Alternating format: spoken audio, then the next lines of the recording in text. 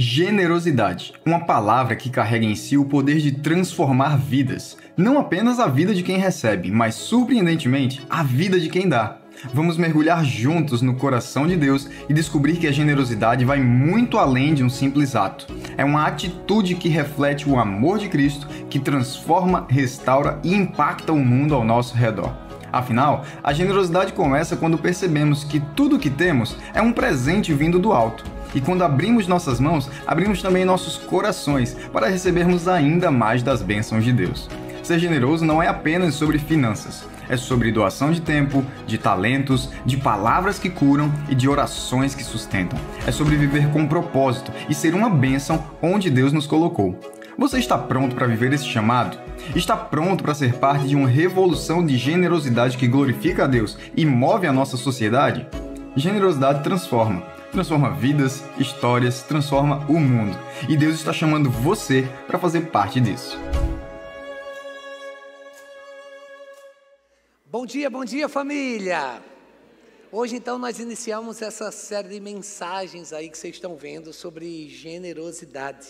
Bom dia a todos que estão online conosco, como Vânia, Claudete, Janaína, Ninfa. Deus abençoe Ana Paula, Iana, Joseane, que está lá em Jacumã, a Marília, Iene. Todos esses que estão online aí, Deus abençoe e que essa palavra abençoe você onde você está agora, em nome de Jesus. C.S. Lewis, ele disse: a generosidade nunca deixa nossas mãos sem antes tocar o coração de Deus. Escute isso, a generosidade é sobre Deus. Não é sobre ser bondoso, é sobre o que Deus fez que me constrange a fazer. É seguindo o exemplo dele, eu assim caminharei. Eu creio que todo ato de generosidade vai além de algo que seja humano. Não é sobre pena, compaixão, não é sobre caridade. Não é sobre uma ação social. É sobre o entendimento de que quando somos generosos, nós estamos participando do caráter divino. Nós estamos deixando Deus nos usar, Deus agir através de nós e apesar de nós. Ele deu o maior presente do mundo, seu Filho Jesus Cristo. Foi uma demonstração de amor. A generosidade genuína não é apenas uma ação externa, não é apenas algo que nós fazemos materialmente, é um reflexo do coração de Deus que está em harmonia com o nosso próprio coração. A generosidade é quando a gente oferta com amor, com gratidão, quando a gente é desprendido. Hoje então a gente inicia essa série de mensagens, intitulada Generosidade que Transforma. Essa série de mensagens é baseada no meu segundo livro, que hoje eu estou lançando oficialmente aqui na Catedral Comunhão. Uau! Meu Deus! Algumas pessoas já adquiriram, algumas pessoas já compraram semana passada, mas hoje elas estão pegando o seu livro. Inclusive antes do culto eu já fiz algumas dedicatórias para algumas pessoas. No final eu estarei lá fora dedicando também esse livro a você, ou se você quiser presentear alguém. Generosidade, o poder de transformar vidas, é mais uma experiência do que eu, Linda, do que nós temos vivido, e trazendo também contexto sagrado, ou seja, o que a Bíblia nos ensina sobre generosidade. Porque, como eu disse, generosidade não é sobre o que nós damos, mas é sobre como nós damos. Não é o que a gente faz, é como a gente faz. Cada gesto de generosidade, por menor que pareça, acaba sendo um ato de adoração a Deus. E eu vejo muito nessa igreja local a generosidade na prática. Eu vejo nas mínimas coisas. Veja, eu fiquei tão constrangido, gente. Olha que coisa mais linda. Olha que lindo. Isso aqui, acabei de receber, a nossa igreja recebeu. Olha que coisa linda. Aí você vai dizer, ué, bispo, mas é um pedaço de pano só. Para alguns pode ser um pedaço de pano. Para mim, sabe o que é? É a primeira costura feita no ateliê, que vai ser aberto ainda essa semana. O ateliê não foi nem aberto, mas o primeiro a primeira peça que foi costurada cuidadosamente, carinhosamente, foi ofertado, consagrado e generosamente foi entregue à igreja. Então você entende que não é o que você faz, é como você faz. Para mim essa peça tem outro significado, é primícia, é a primazia, é sobre honra. E eu ainda não tinha nem pregado e elas já estão vivendo a palavra. Calma, calma. Trouxe a mãe diretamente do Acre, só para me surpreender e me ajudar na ilustração dessa palavra. Mas é sobre isso. Vamos colocar na ceia hoje à noite? Olha que linda, para a gente botar na mesa do Senhor. A gente vai começar essa série porque durante os 4 domingos desse mês, nós estaremos então... vou botar aqui para ficar bem bonito assim, só de raiva. Olha só. Depois do culto, Linda vai dizer, amor, pelo amor de Deus, não tem nada a ver aquele negócio ali. Como eu já estou ouvindo ela falar, deixa eu facilitar a minha vida, porque senão vai dizer, vai ser o almoço todinho, misericórdia. Amor, não coloquei nada, não sei nem o que você está falando, mas está aqui no meu juízo. Tu ia colocar aquilo? Não, não ia, foi só uma ilustração para o sermão. Gente, apesar do livro tratar de 7 capítulos, 7 exemplos de generosidade, eu escolhi 4 para que em cada domingo desse mês de fevereiro, nós aqui da Catedral Comunhão, e na verdade toda a nossa província do Brasil, praticamente está usando essa série de mensagens. E a gente vai começar então com o tema generosidade como ato de fé. Generosidade não é sobre sobra, é sobre crer. Não é sobre o que está aqui a mais, mas é aquilo que eu ainda não tenho, mas que eu acredito que vai honrar a Deus.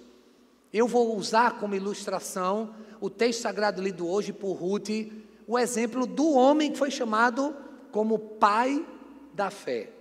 Imagine Deus te chamar para você sacrificar o que você mais ama, como um símbolo das suas promessas e do futuro do que Deus tem para você. Como é que você reagiria a um chamado desse?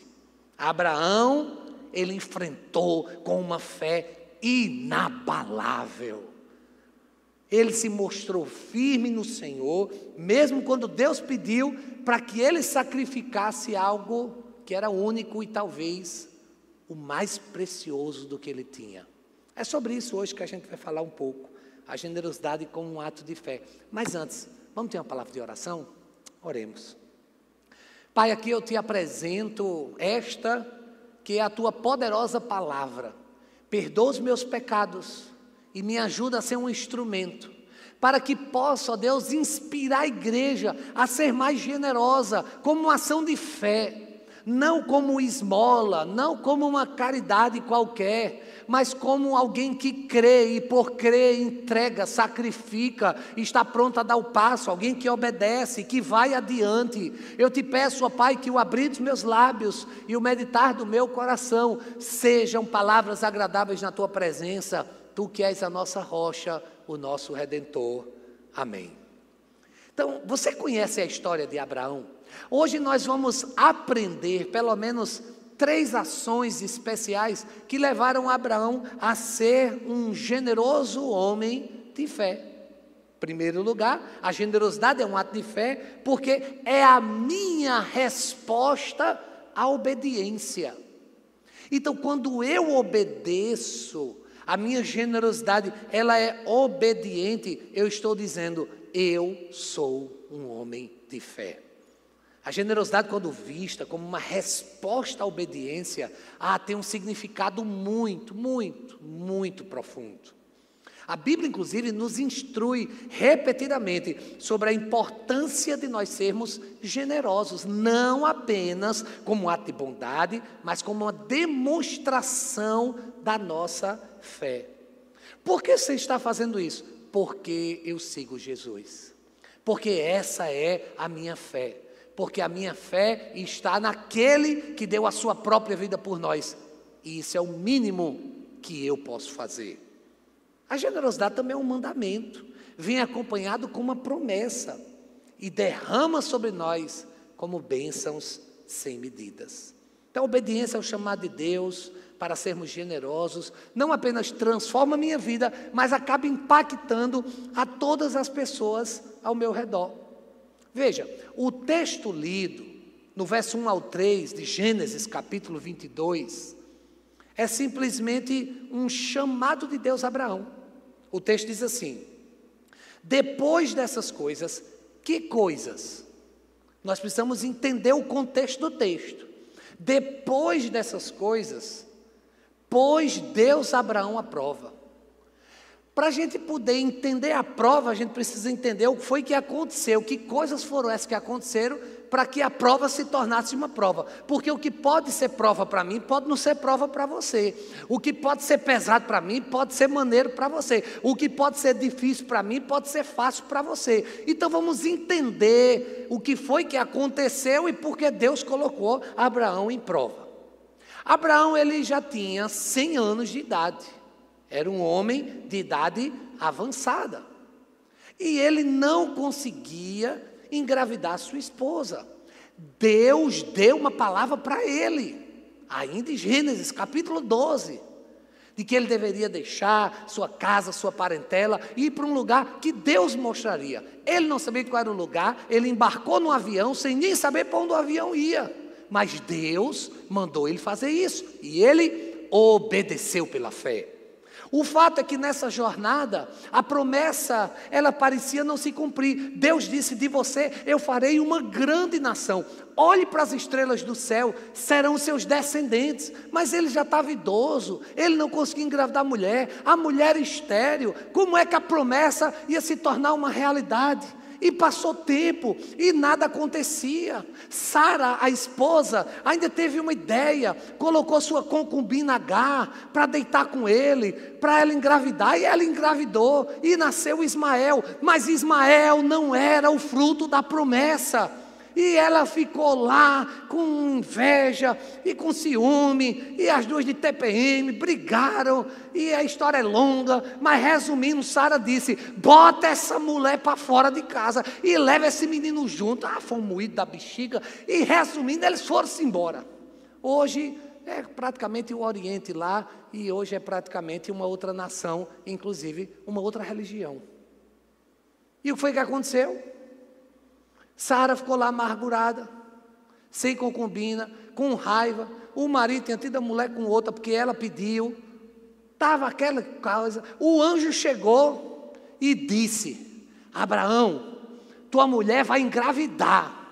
Sara começou a rir, do hebraico, deu uma gaitada. E o anjo foi lá e disse: é o quê, engraçadinha? Você está rindo, né? Ela disse: não, é que, assim, eu já estou com a idade avançada. E o meu marido, digamos assim, como eu posso explicar para o anjo que a pipa do vovô não sobe mais? Ela ficou pensando assim, como ela iria explicar para o anjo a situação? E o anjo disse: você vai engravidar. E resumindo a história, com 100 anos de idade, o homem foi lá e fez um gol. E Sara engravidou.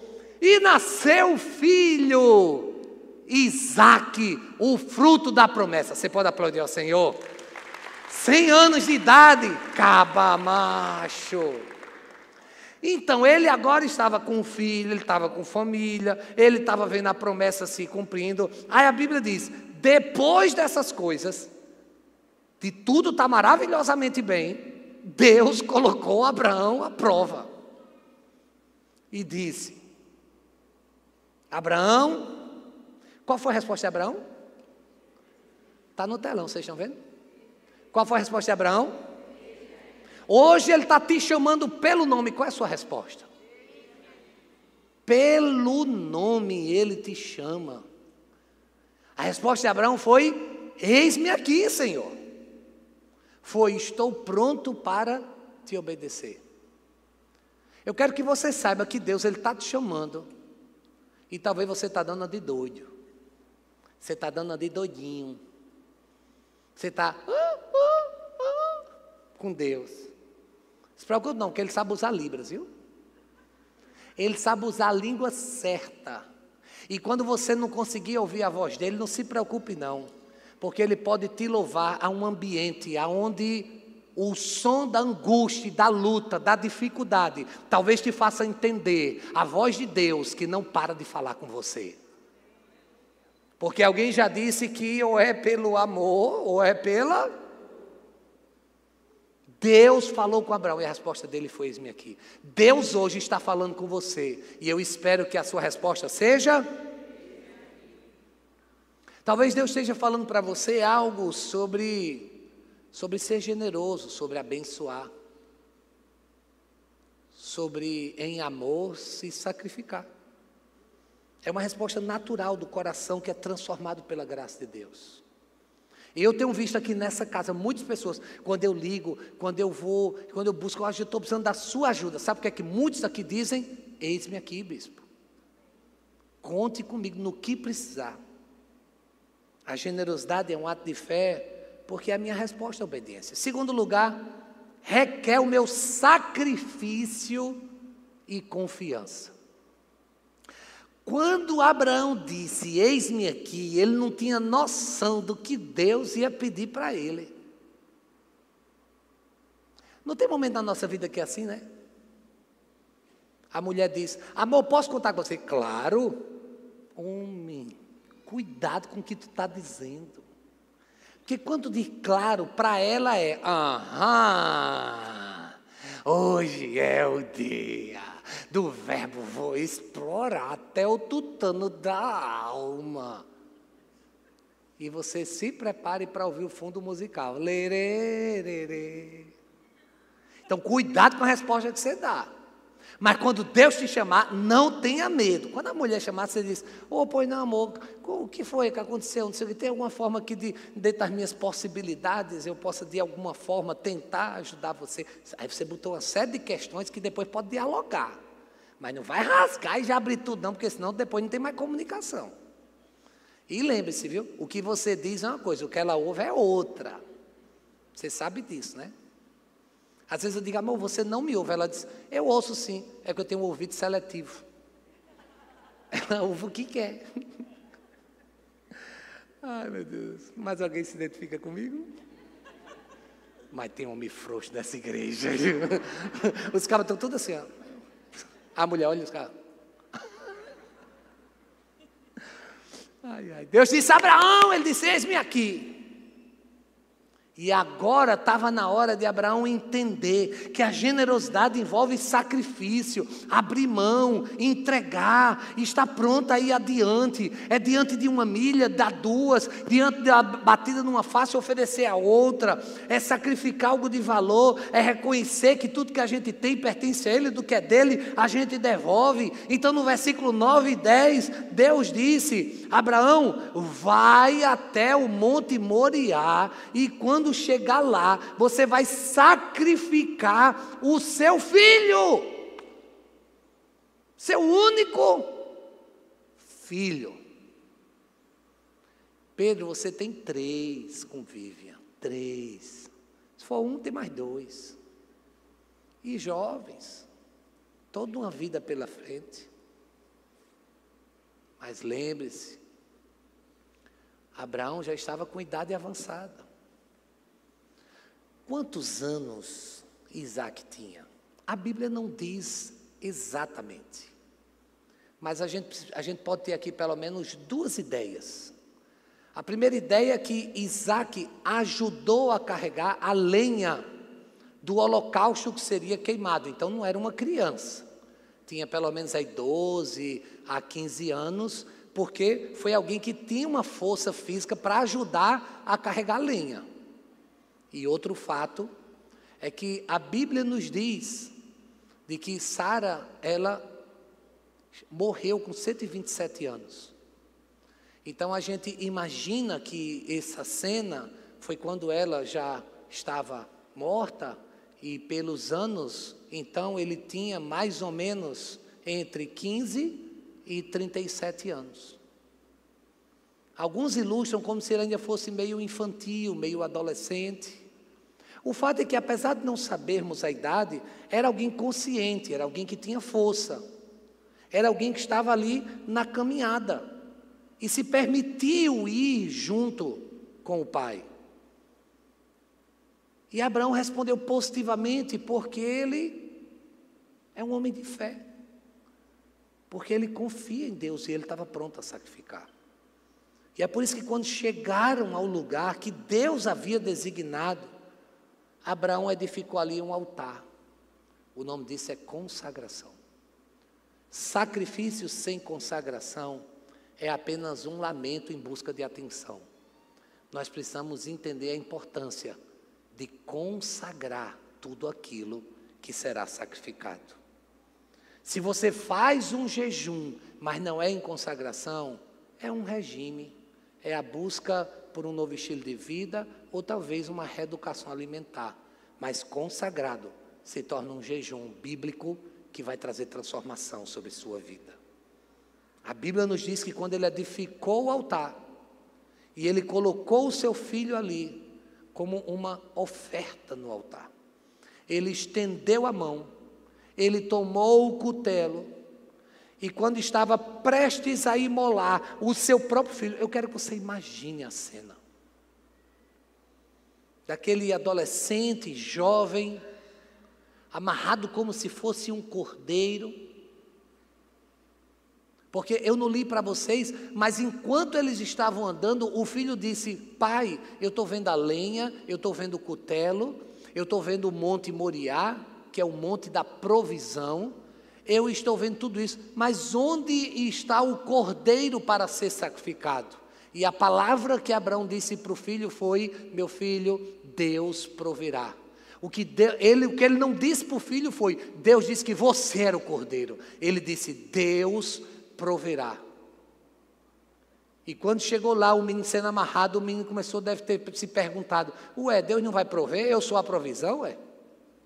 Mas o fato é que o pai, obedientemente, pronto a sacrificar, consagrou um altar. E quando pegou o cutelo e estava prestes a imolar o seu filho, o que Abraão nos mostra aqui é que a verdadeira generosidade exige um sacrifício real. William Colgate, um homem quando se converteu, dono da grande indústria, conhecida no Brasil como Colgate, ele teve muita dificuldade, agora como um cristão, de que precisava ter que entregar o seu dízimo, 10% de todo o seu dinheiro, e era muito dinheiro. E ele foi conversar com um pastor e disse: pastor, o senhor não tem noção do quanto eu ganho, 10% é muito dinheiro, se eu fizer um investimento como esse, o senhor não tem noção do que eu consigo aí lucrar. E o pastor disse: olha, eu não sei quanto é, e eu também não tenho noção da lucratividade, mas o que eu sei é o que a Bíblia nos ensina. E aquele pastor, com muito amor no coração, ensinou a William Colgate sobre o dízimo, e ele foi e fez o que a Bíblia diz, colocou à prova, ele sacrificou, ele consagrou, e quando ele começou a dar o dízimo, de uma forma inesperada e miraculosa, as suas finanças mudaram radicalmente, a tal ponto de que ele se conscientizou tanto do que a Bíblia ensina, que ele decidiu não mais devolver 10% e viver com 90%. Ele passou a viver com 10% e a ofertar 90%. Isso é sacrifício. Tem pessoas que ficam: ah, mas por que eu tenho que... Não é sobre ter que, é sobre obedecer, é sobre sacrificar, é sobre consagrar. Quando nós entendemos esse nível de vida, a gente começa a compreender o porquê dos resultados incríveis. Como homem com mais de 100 anos, Deus prometeu, e ele cumpre. Sabe por quê? Porque era um homem que estava pronto a se sacrificar. Tem pessoas que fazem do seu pet o centro da sua vida, quase que um objeto de adoração. Tem pessoas que fazem dos seus filhos como se fosse a sua fonte de vida. Filhos são flechas, estão na tua aljava, em algum momento você terá que lançar. E lembre-se, tudo é de Deus, e do que é dele, ele sabe o que é melhor. Diante da possibilidade de uma iminência morte, o qual é tão difícil, e todos nós certamente sentimos muito diante de um luto, nós precisamos lembrar do personagem bíblico que disse: o Senhor me deu, e o Senhor pode levar, bendito seja o teu nome. Nós precisamos entender esse nível de sacrifício, de entrega que Abraão teve e que nós precisamos ter também. Claro que hoje nesse culto, eu e Linda, a gente sente a partida de Débora, mas com o coração angustiado, apertado, a gente sabe de que Deus está cumprindo os propósitos dele na vida da nossa filha. O que Deus está pedindo de você hoje? Qual é o Isaac que hoje Ele está requerendo de você? Você está pronto a sacrificar no altar do Senhor? Quando Deus me deu 2 filhas, a minha oração foi: Senhor, eu consagro essas filhas a Ti, e eu prometo que vou sacrificar, matando o primeiro cidadão que decidir namorar com elas. Esse segundo sacrifício eu ainda não consegui, é o meu sonho, mas o fato é que consagradas elas estão. A generosidade é um ato de fé, porque em terceiro e último lugar, eu sou recompensado por Deus. Mas eu vou perder meu filho, ele vai morrer, é o meu único filho, Deus já operou o milagre, eu não tenho mais idade, e agora? E não seria o céu, as estrelas, a minha descendência? Como é que Deus está fazendo isso comigo? Deus é incoerente? Não. Abraão não fez nenhum desses questionamentos, que muitas vezes eu e você, a gente fica fazendo, e é por isso que a gente não está lá, no hall dos gigantes de Deus, como pai da fé. Porque a gente questiona, a gente faz bico, a gente fica com raivinha, a gente faz birra, a gente diz que não vai mais para a igreja, e a gente fica como uma criança. A generosidade é recompensada por Deus, porque reflete o caráter dele em nós, quando nós estamos prontos a sacrificar. Esteja pronto a sacrificar. A recompensa é de Deus. E não se limita a bens materiais. Eu não estou falando aqui sobre bens. Deus honra a generosidade. Sabe por quê? Porque Ele se apresenta na nossa generosidade.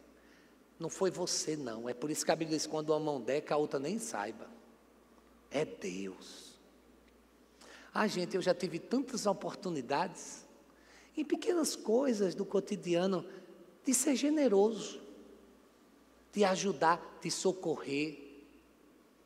E você sabe que geralmente nessas horas, quando alguém pergunta: e quem é você? Geralmente eu digo: meu nome é Gabriel, mais conhecido como Anjo Gabriel. Eu nunca digo meu nome. Eu geralmente digo: não, Deus me enviou aqui como anjo na sua vida.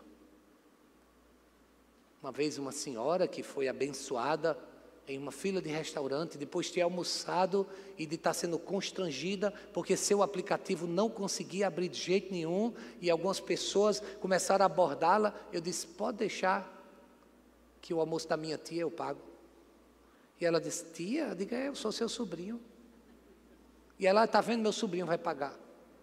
E eu paguei. E no final ela chegou e disse: meu sobrinho, quem é você? Eu disse: Deus mandou eu vir aqui, e eu vim como um anjo. Ela disse: nossa, como os anjos são lindos. O fato é que Deus, Ele envia anjos.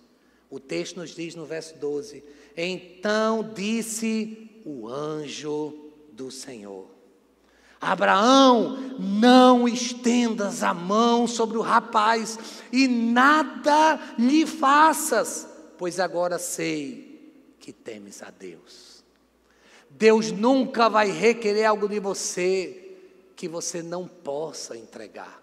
Se você tem algo que você não pode dar, você não tem esse algo que te tem. Se você tem algo que você não consegue se desprender, então você não tem esse algo que te aprisionou a ele e te fez pensar que você não consegue viver sem o iPhone, sem o carro, sem a casa, sem a conta bancária, sem a condição necessária, sem todos aqueles dígitos no extrato bancário, sem os seus filhos, sem as pessoas que você ama.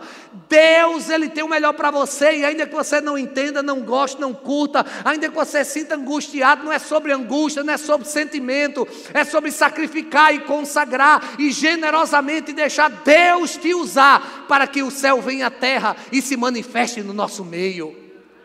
Vamos ser generosos, vamos estender a mão, vamos ajudar, vamos parar de agir como o sacerdote da parábola lá do bom samaritano, vamos parar de agir como o levita que canta que é uma beleza, o sacerdote que prega que é uma beleza, mas vamos ser como o samaritano que parou diante de um judeu, mesmo havendo aquela intriga toda, e ter socorrido, ter levado para a hospedaria, ter pago na hospedaria, chamou o médico, pagou o médico, foi na farmácia, comprou o remédio. Vamos estar prontos a comprar, a investir, a fazer. Nós precisamos ser anjos no nosso dia a dia.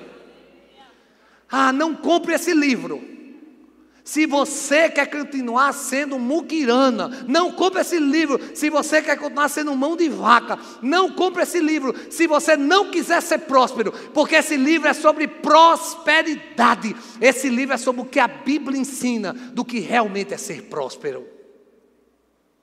Quando somos generosos, Deus honra a nossa fé. E Ele recompensa de muitas formas. É por isso que um dos autores que eu mais amo, Richard Foster, ele disse: Deus mede a generosidade pelo coração que dá, não é pelo tamanho do presente, não é o quanto monetariamente estão nos dígitos apresentados, é sobre o coração que dá. Ele não está interessado na quantidade material, mas na motivação da disposição do coração que dá. A generosidade verdadeira não é sobre ostentação, não é sobre reconhecimento, é sobre retribuir, é sobre entregar. O valor de uma oferta para Deus está na grandeza do sacrifício. E lembre-se, Abraão entregou Isaque, e no Monte Moriá Deus trouxe provisão. Hoje Deus está aqui. Você está pronto a entregar o seu Isaque? Que tal começar entregando sua própria vida? Se essa palavra faz sentido para você, fique em pé no seu lugar. A gente vai orar, mas antes, faça dessa canção parte da sua oração. Louvemos ao Senhor.